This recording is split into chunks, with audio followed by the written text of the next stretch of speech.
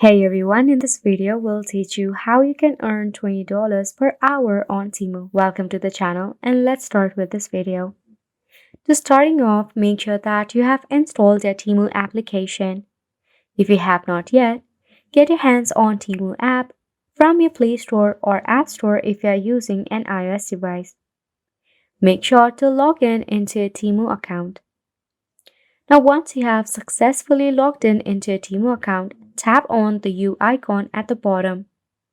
Select the option of Earn Credits and Free Gift. Navigate where it says Redeem up to 200 cash or more, then select Just Pick Them Up. Now in here, the game is to refer friends to get rewards. You can refer a friend via link or via any of the media that you frequently use. So you have to keep on repeating the process of referring and earning the coins.